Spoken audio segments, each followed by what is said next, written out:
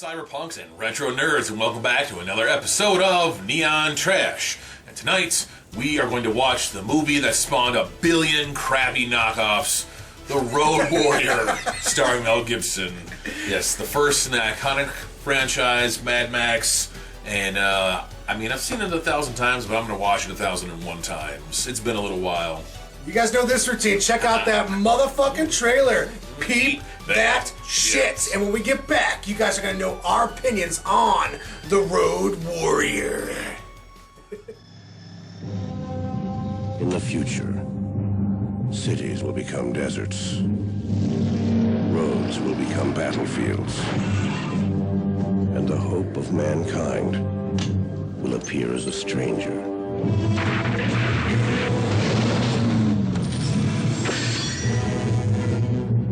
The Road Warrior. Rated R. Starts May 21st at the Man's Vogue Hollywood and Man's National. We just got done watching The Road Warrior, aka Mad Max 2. Deuces. Sequel to Mad Max. And I said in the intro that this was the movie that launched 1,000 crappy knockoffs, because really, when it comes to the Mad Max series, like, this movie, like, really took off with this one. Like, this is the one everybody spoofs on. Like, all that stuff comes from this movie. Yes. And it was amazing watching this on Blu-ray. Yeah. It looks so good. I mean, it was just... It was awesome. Like, I hadn't seen it for a while, but like every scene, like I remembered it as, like, you know, as we watched it, I was like, oh yeah, like, and like, you know, I was, you know, waiting for the big reveal at the end. Cause, like, it's so good. Like, it's I mean, I forgot about it. I mean,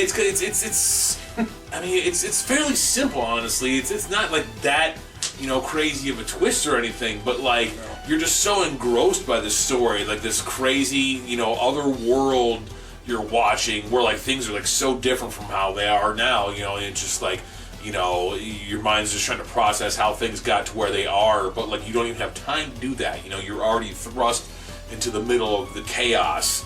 Not only did we have amazing stunt work in this, but we had great makeup artists and like props, prosthetics, like the dummies used, like, you know, the dead body falling out of the truck at first, like, you know, so many shots that were like just real quick. They just, you know, flash something at you that just, you know, it you know, there was almost like it had a little bit of horror element to it, because yes, there was a decent amount of like dismemberment, people going under wheels, like bloody things, heads shot, yeah, fingers getting chopped off, like it was good. There was like a decent like horror element to this, but it didn't feel like a horror movie, but it just, I don't know, I guess added to that brutality and the atmosphere of like post-apocalyptic world would be this brutal. Yeah. You know, and so they give you all of that, and it's just, it's so visceral, and it looked so good on Blu-ray. Again, it just, I mean, it popped. It was awesome. This movie's trying to say something. You've got this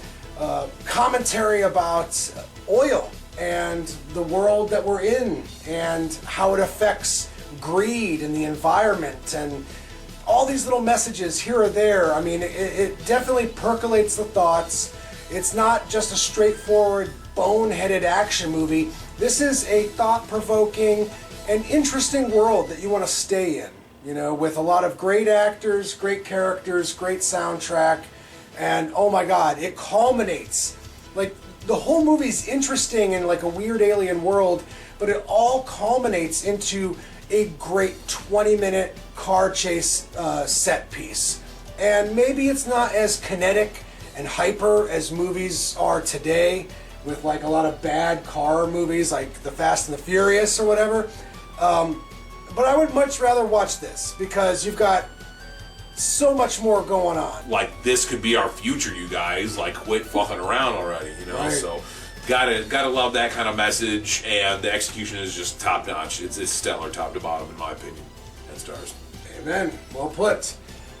Going back to that whole environmental commentary, right now we're dealing with wildfires in the country. New York City itself looks like a scene out of a Mad Max film, which is fucking crazy to think about. The burning has been kind of buck wild around here. Yes, and if you're not at least contemplating a little bit more with a Mad Max movie, then you're probably doing it wrong, because this movie definitely has more on its mind than just guns and explosions, even though there's a lot of guns and explosions. You know, the director really spearheads it with this film. Like, the early film was a revenge tale and tragic and affecting in its own way. His third movie was definitely a lot more bombastic and had a bigger budget and good in its own, rights. But right here is the sweet spot. This is the Evil Dead 2 of the series, if you will, in my opinion. I'm going to share John's point of view here. I'm going to go with a full 10 on this, because I've been watching Mad Max movies just as long as he has. And this helps set up your wheelhouse too. It did. And like, I love the first film, I love the second film, and I love the third, and like hell, I love the fourth film. It's not a bad series at all. Waiting for that fifth film. Yeah, but right here, this is that sweet spot. This is when I think of Mad Max, I think of the goddamn Road Warrior.